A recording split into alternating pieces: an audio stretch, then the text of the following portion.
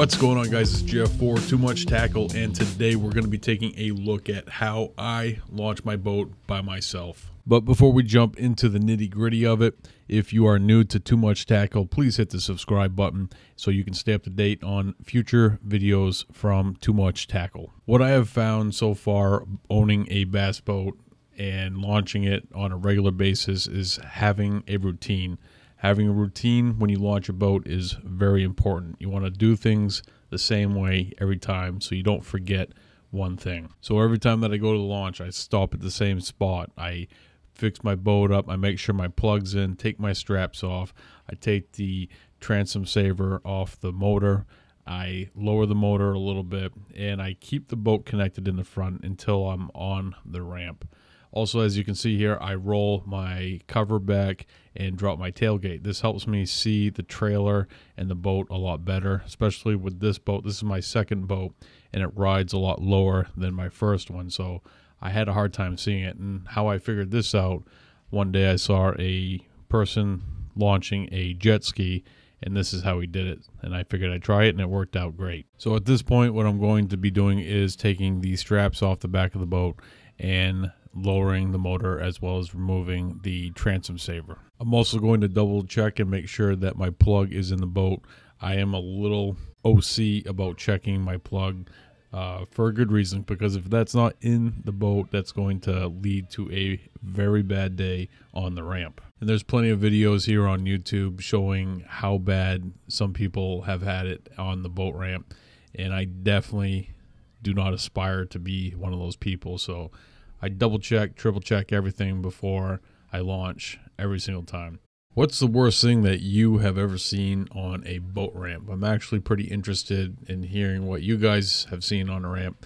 I've seen some pretty crazy stuff in the time that I've been using a boat, which is limited. But go ahead, leave a comment down below and let me know what the craziest thing that you have seen on the boat ramp. Now, this is pretty early in the season, so I don't have a lot of people on the lake or people waiting in line, so I'm taking my time and doing it my way. If I had some guys waiting behind me, I definitely wouldn't be this slow about it, just because dock courtesy, a little bit of it can go a long way.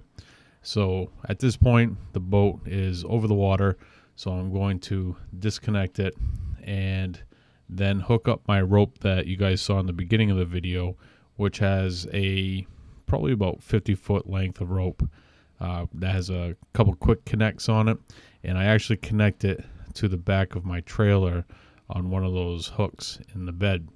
And once I have the boat backed up, it comes off the trailer, and then I'll pull forward slightly and then get out of the truck, make sure I put the brake on, and go and grab the rope, and then I will walk the boat down the dock.